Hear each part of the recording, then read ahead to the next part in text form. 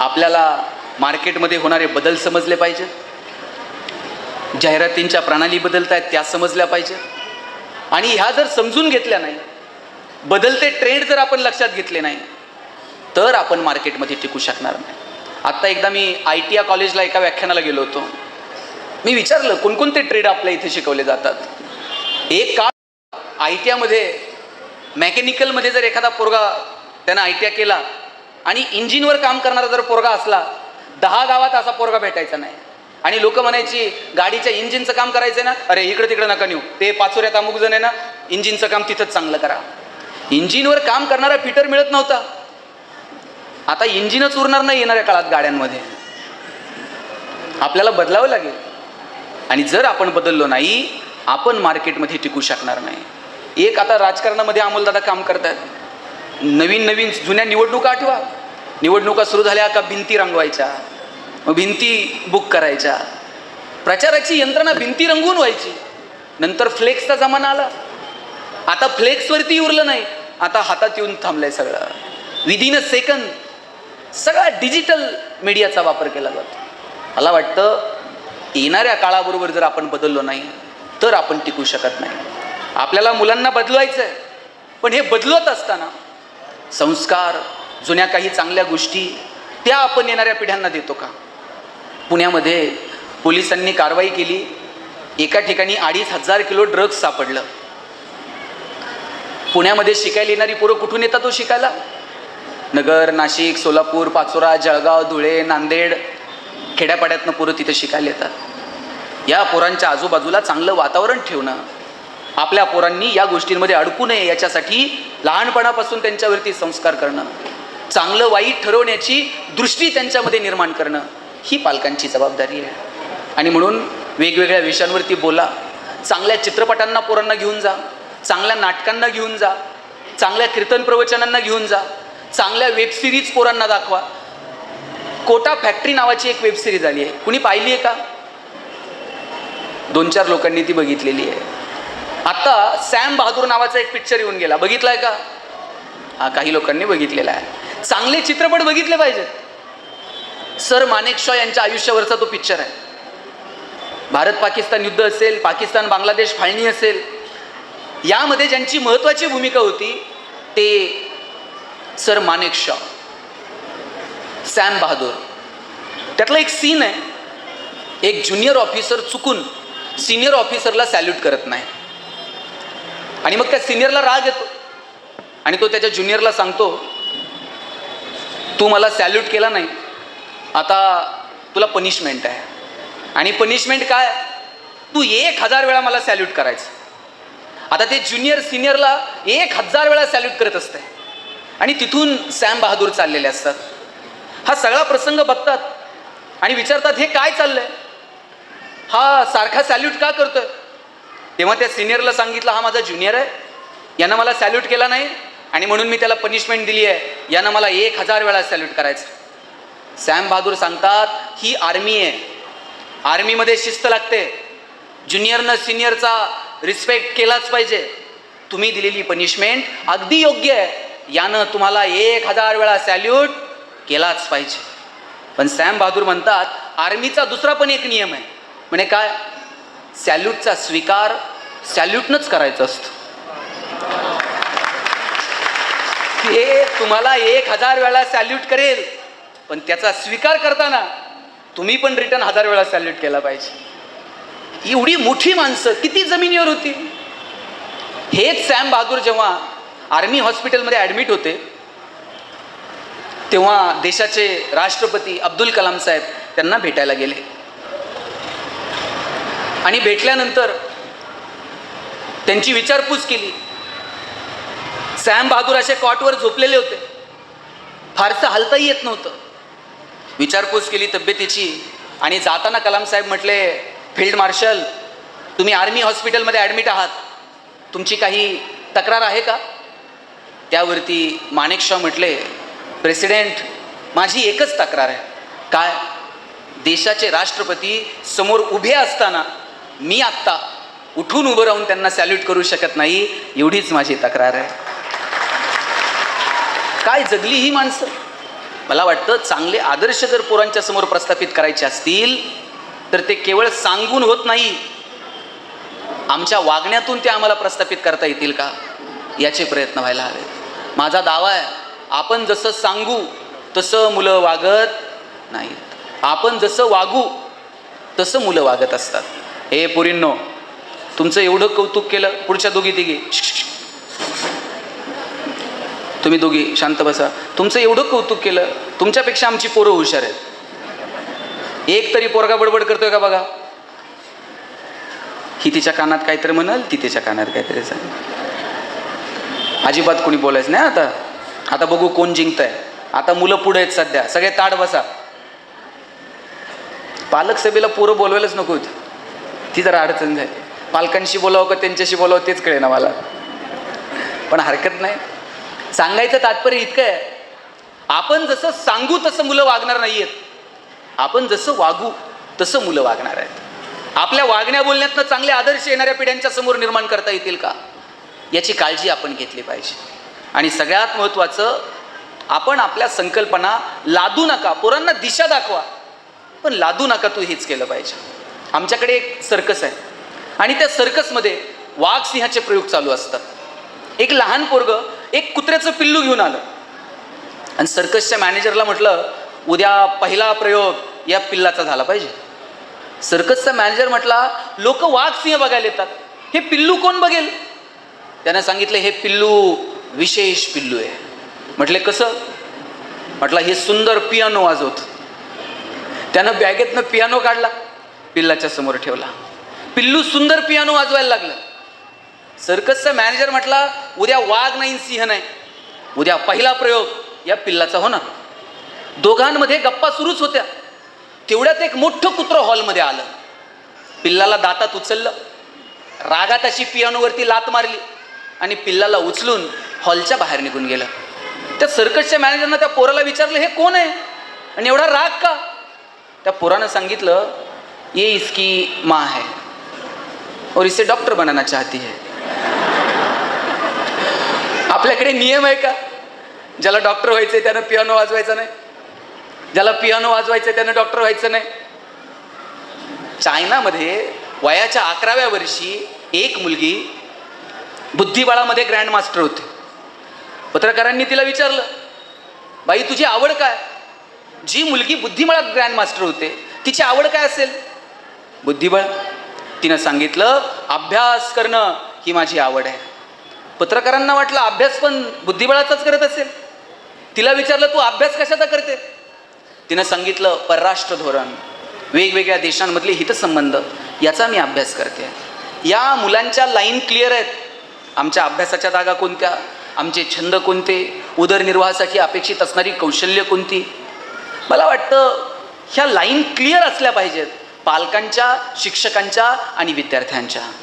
शिक्षकांची सुद्धा महत्त्वाची भूमिका आहे पोरांच्या जडणघडणीमध्ये. आज इथे अनेक शिक्षक आहेत, शिक्षिका आहेत. मॅडम मला सांगा, दूधवाला जर तुमच्याकडं दूध द्यायला आला, तुमचं लक्ष कशाकडे असतंय?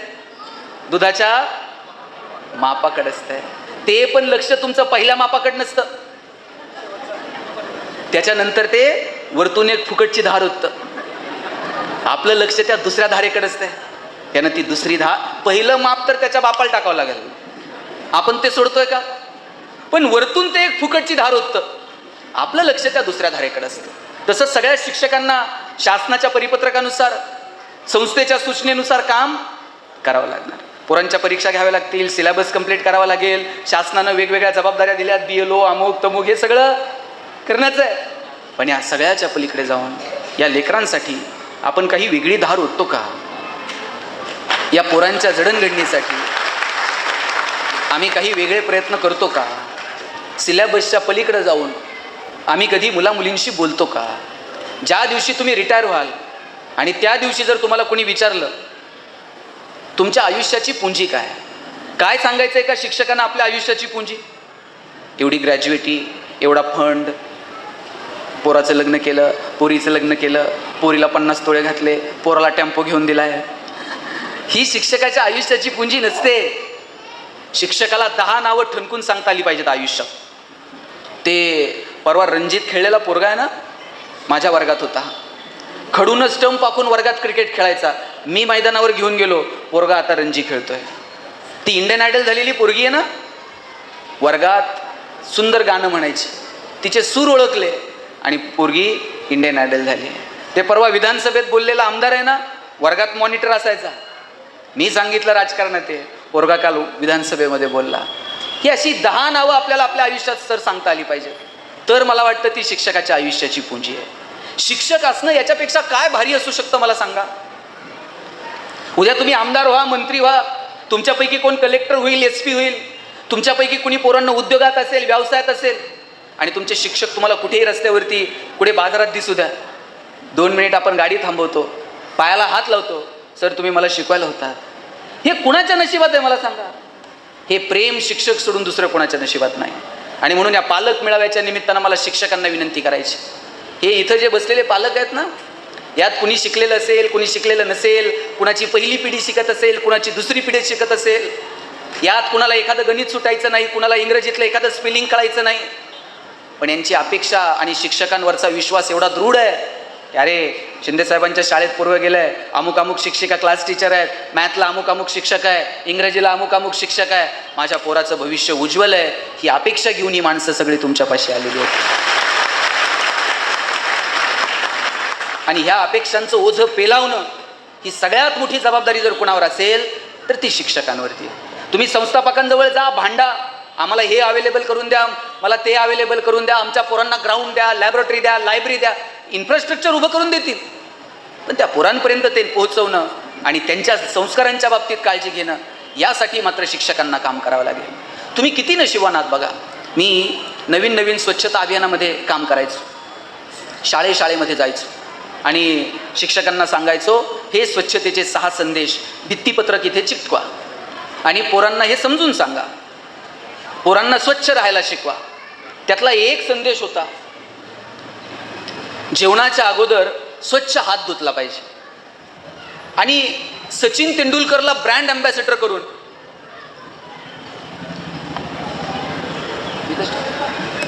शासनानं ते अभियान राबवलं होतं. आणि मग आम्ही सगळ्यांना सांगायचो की पोरांनी स्वच्छ हात धुतले पाहिजे. एक मॅडम, त्या बाईंनी इतकं मनावर घेतलं, ते म्हटले माझा सगळा वर्ग इथून पुढे स्वच्छ हात धुतणार, त्याशिवाय जेवणार नाही. जेवणाची सुट्टी झाली का बाई सगळ्या पोरांजवळ जायच्या, हात धु, त्याच्याशिवाय डबा उघडायचा नाही. आता सगळा वर्ग हात धुवायला शिकला होता. एक पोरग जरा उन्हाळ होतं, हातच धुवायचं नाही. बाई छडी घेऊन त्याच्या मागं पळायच्या, हात धु, त्याच्याशिवाय जेवायचं नाही. इकडून तिकडून ते पोरग हात धुवायला शिकलं, पण गडबड झाली. ते हात धुवायचं आणि बाईंच्या पदरा लिहून हात पुसायचं. बाई म्हटल्या कुठून पस्तावा झाला, मी याला हात धुवायला शिकवलं. बाई मुख्याध्यापकांकडे गेल्या आणि प्राचार्यांना म्हटल्या, सर तुमच्या सूचनेनुसार मी आता सगळ्या वर्गाला हात धुवायला शिकवलंय, पण एक पोरग इतकं खोडकर आहे, रोज माझी सगळी साडी खराब करतं, तुम्ही जरा त्याला ताकीद द्या. मुख्याध्यापक म्हटले, बाई तुम्ही काळजी करू नका, उद्या आपण त्याच्या आईला शाळेत बोलू आणि आईकडे तक्रार करू. दुसऱ्या दिवशी आईला शाळेत बोलवलं. मुख्याध्यापकांनी विचारलं, तुमचा मुलगा जेवणाच्या अगोदर रोज हात धुतो का? आईनं सांगितलं, एरवी नव्हता धुत, पण 8 दिवस झाले मी बघते रोज स्वच्छ हात धुतो. मग सरांनी विचारलं, आणि पुसतो कुठे? तिथे काही नॅपकिन, रुमाल, टॉवेल काही ठेवलेलं असतं.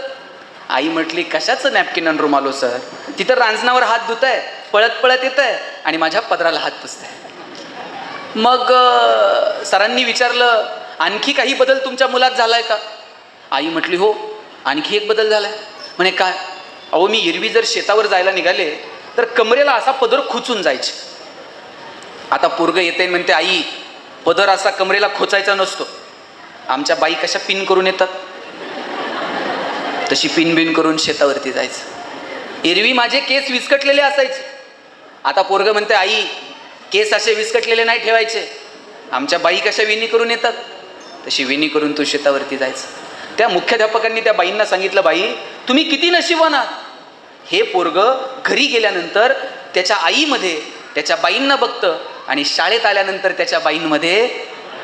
याच्यापेक्षा काय पवित्र असू शकतं मला सांगा, याच्यापेक्षा काय पवित्र क्षेत्र असू शकतं? तुम्ही फार नशिबवान मंडळी आहात. आणि आता शिक्षकांना पगार पण चांगले, आणि का असू नयेत? शिक्षकांना चांगले पगार असलेच पाहिजे. आणि पगार वाढले कधी हो? 6व्या 7व्या वेतन आयोगानंतर जरा पगार बरे झाले. याच्या आधी काय पगार होते? माझे वडील 2006ला मुख्याध्यापक म्हणून रिटायर झाले. 2006ला रिटायरमेंटचा पगार त्यांचा 14-15 हजार रुपये होता. आता त्यांना पेन्शन असेल 30-35 हजार, चा पगार त्यांचा 14-15 हजार. नवीन नवीन नोकऱ्यांना लागलात. किती रुपयानं तुमच्या नोकऱ्या सुरू झाल्या हो? शिंदे सर, किती पगार होता पहिला? आणि शिक्षण सेवक लागलेले किती पगार होता? 3000 रुपये. 2-3 हजार रुपयानं नोकऱ्या सुरू झाल्या. बरं, नोकरदार म्हणजे एक जण नोकरीला लागायचा आणि 2 भाऊ गावाकडे शेती करायची. म्हणजे नोकरीला लागले ना, त्यांना फक्त स्वतःचं नाही बघायचं, त्यांना भावाला शेती घेऊन दे, त्याला पाईपलाईन करून दे, त्याच्या पोरांची शिक्षण बघ, त्याच्या पोरीचं लग्नाचं बघ.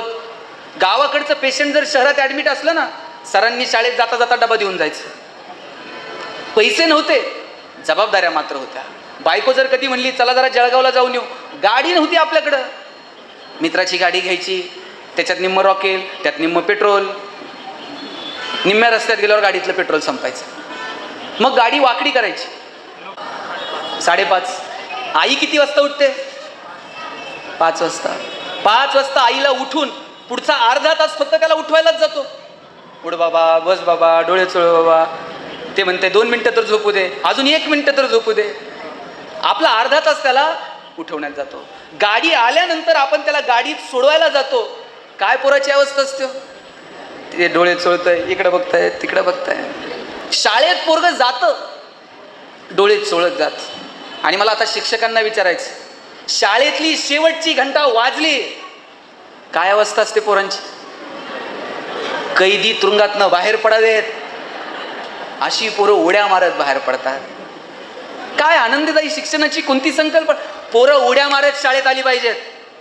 आणि शेवटची घंटा वाजली ना, पोरं म्हटली पाहिजेत, अरे चा संपली होईल शाळा, आता थेट उद्याच. हा भाव पोरांच्या मनामध्ये आला पाहिजे. इतकं आनंददायी शिक्षण त्यांना मिळालं पाहिजे. आणि हे कधी होईल?